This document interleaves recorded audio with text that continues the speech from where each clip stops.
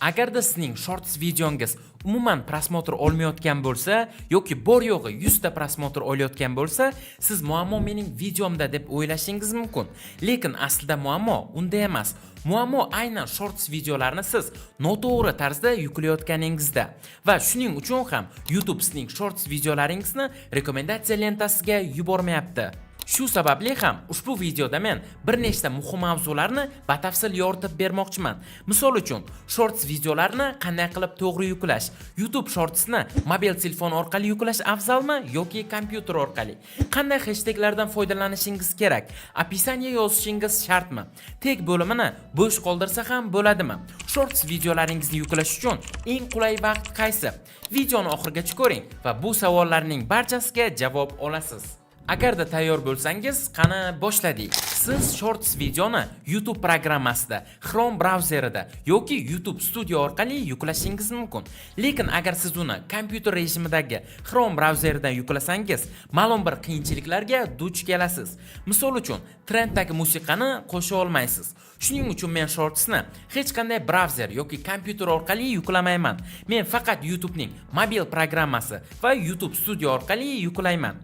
Ko'pchilik shunchaki plus tugmasini bosib videoni yuklaydi. Bu esa katta xato. Iltimos, bunday qilmang. Avvalambor telefoningizdagi Play Market yoki App Store ga kirib, YouTube va YouTube Studio programmalarini tekshiring. Agar yangilanish mavjud bo'lsa, shorts videoni yuklashdan oldin albatta yangilab oling. Bu juda ham muhim. Endi YouTube programmasiga kiring, plus tugmasini bosing va Dababitni tanlang. Bu yerda siz yuklamoqchi bo'lgan videoni tanlashingiz kerak bo'ladi. U biroz vaqt davomida qayta ishlanadi. So'ng Gatovo tugmasini bosing. O'ng tomonda ba'zi variantlar chiqadi, lekin hozircha ulardan foydalanmaymiz. Endi men videoga musiqa qo'shaman. Bu yerda men trenddagi musiqani qo'shaman. Chunki YouTube aynan trenddagi musiqasi bo'lgan shorts videolarni rekomendatsiya qiladi. Avvaldan sizning videongizdagi original ovoz o'chirilgan bo'ladi, lekin siz uni istalgancha sozlashingiz mumkin. So'ng tasdiqlash belgisini bosing. Shundan so'ng Dalya tugmasini bosing. Endi men maxsus preview qo'shaman. Chap yuqori burchakda qalam belgisini ko'rasiz. Aynan shuni ustiga bosing. E'tibor berganmisiz? Aksariyat YouTuberlar videodagi eng qiziqarli kadrni preview sifatida ishlatadi. Aynan shorts videoda. Chunki chiroyli preview tomoshabin e'tiborini tortadi va ko'proq bosishga undaydi. Agarda u shorts bo'lsa ham. Agar sizning videongizda yaxshi kadr bo'lmasa, xavotir olmang. Siz baribir chiroyli preview tayyorlashingiz mumkin. Faqat shorts videongiz oxiriga chiroyli rasm joylashtiring va uni videoning boshiga 0,3 soniya davomida ko'rsating. Videoni yuklayotganda aynan shu kadrni preview sifatida tanlang. Bu oddiy hiyla, lekin tomoshabin e'tiborini jalb qilishda katta rol o'ynaydi. YouTube Shorts uchun sarlavha yozishda uni qisqa va e'tiborni tortadigan qilish juda ham muhim. Bu yerda bosish ehtimolini oshiradigan oddiy strategiya bor. Ya'ni sarlavhani har doim ikkita kuchli va klikabelli kalit so'z bilan boshlang. Masalan, agar sizning videongiz iPhone 16 ning yangi funksiyasi haqida bo'lsa, sarlavhangizni iPhone 16 ning yashirin funksiyasi deb nomlashingiz mumkin. Nega aynan qisqaroq sarlavha tanlashingiz kerak? Chunki tomoshabinlar short sarlavhasini ko'rayotganda odatda faqat birinchi, ikkinchi so'zni ko'radi. Agar bu so'zlar klikabelli va ko'zga tashlanadigan bo'lsa, shortsingizning oxirigacha ko'rilish ehtimoli oshadi. Sizga yana bir professional maslahat bermoqchiman. Sarlavhadagi ilk ikkita so'zni katta harflarda yozing. Shuningdek, sarlavha oxiriga mavzuga mos emoji qo'shsangiz, videongiz vizual jihatdan ajralib turadi. Masalan, iPhone 16 ning yashirin funksiyasi va hayron qolgan emoji. Endi sarlavhaga hashtag qo'shish vaqti keldi. Sarlavhaga uzog'i 2 ta yoki 3 ta hashtag qo'ysangiz yetarli. Boshqa hashtaglardan foydalanmang. Umuman hashtag qo'ymasangiz ham bo'laveradi. Chunki ko'p hashtaglar ba'zida YouTube tomonidan spam deb qabul qilinadi. Ba'zilar shorts videosining opisaniyasini hech kim o'qimaydi. Shuning uchun bo'sh qoldirsam ham bo'ladi deb o'ylashadi. Ammo bu katta xato. Ha, tomoshabinlar deyarli o'qimasliklari mumkin, lekin YouTube algoritmi albatta o'qiydi. Yaxshi yozilgan opisaniya SEO YouTube qidiruv tizimlarida muhim rol o'ynaydi. Hech e'tibor berib ko'rganmisiz? YouTube'da har qanday mavzuni qidirganingizda shorts videolar birinchi bo'lib chiqadi. Chunki ularning SEOsi mukammal qilingan va ular uzoq vaqt davomida prosmotrlarga ega bo'ladi. Yuqoridagi qalam tugmasini bosing va добавить описание bo'limiga o'ting. Описаниеni qanchalik qisqa va mazmunli gap bilan boshlasangiz, shunchalik yaxshi.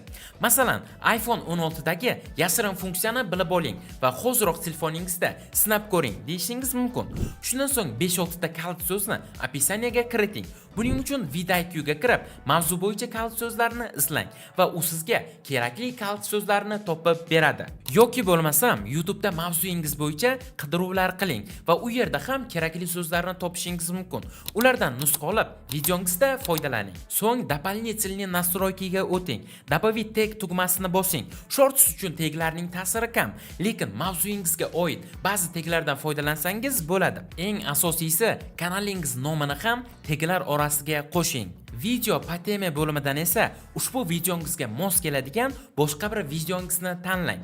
Pastda likelar sonini ko'rsatish degan belgi ham bor. Ko'pchilik past like sonini ko'rib, videoni o'tkazib yuboradi. Shuning uchun bu belgini olib tashlashingiz ham mumkin yoki shart emas. Shorts Remix bo'limida esa razрешить videosi videoyi audio variantini tanlang. Chunki sizning videongiz yoki ovozingiz trendga chiqadigan bo'lsa, bu sizga foyda keltiradi. Oxirgi qadam dastur bo'limiga o'ting. Открытие dasturni tanlang va сохранить tugmasiga bosing. Siz tadbirkor yoki o'z sohangizning mutaxassisi bo'lsangiz, lekin YouTube kanalingizni rivojlantirishda qiynalayotgan bo'lsangiz, biz sizga yordam berishga tayyormiz. Biz jamoamiz bilan hozirda 10 dan ortiq YouTube kanallarini yuritib kelyapmiz va bu borada sizga ham yordam berishimiz mumkin. Biz sizning kanalingiz uchun 1 oylik kontent rejasi tuzamiz, ssenariy yozamiz, videolaringizni montaj qilamiz, dizayn tayyorlaymiz. YouTube uchun to'liq optimizatsiya qilib, videoni YouTube ga joylaymiz.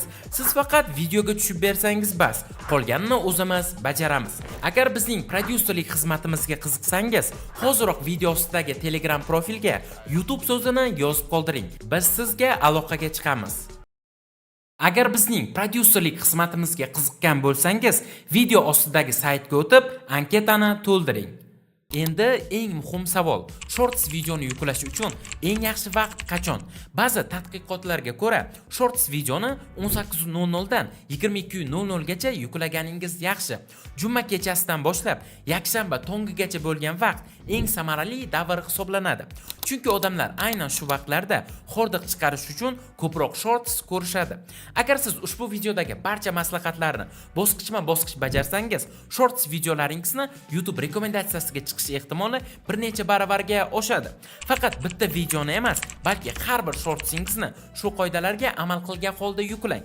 Natijada siz nafaqat ko'proq prosmotr olasiz, balki obunachilaringiz sonini ham oshirib olasiz. Demak do'stlar, bugungi videomiz shulardan iborat edi. Agarda sizda qandaydir savollar qolib ketgan bo'lsa, videoni kommentariyasiga yozib qoldiring. Men har bir kishiga javob berishga harakat qilaman. Va YouTube kanalimizga obuna bo'lib, hamda bizning Telegram kanalimizga ham obuna bo'lishni unutmang. Videoga like bosing, keyingi videolarda ko'rishguncha.